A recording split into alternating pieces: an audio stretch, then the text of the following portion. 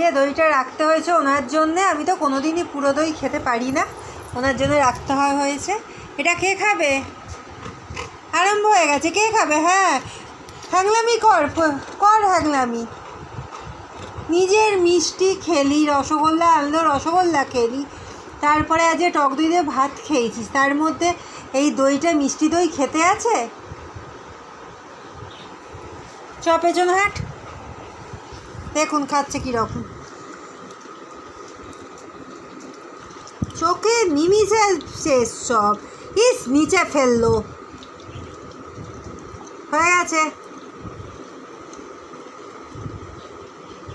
এই নিচ থেকে খাবি না, নিচ থেকে না, বারণ করলে শুনলি না, নিচেটা খেলি। সেই তোকে কতবার বলেছি নিচ থেকে কিছু খাবি না। যা জল খেতে যা, যা যা জল খায়, যাও জল খেয়ে সব না, হয়ে গেছে শেষ, পুরো সেকেন্ডের মধ্যে শেষ হয়ে গেল। জি না, মুখে দিবি না, নিচে নোংরায়। খেয়েছো? তুমি কি খেয়েছো? হয়ে গেছে, এবার কি করতে যাচ্ছিস? চ, প্যাকেটটাকে এখানে কে এনেছে? এবার ছোটু দই খাবে, ছোটুর কাছে গিয়ে বসে থাকবে।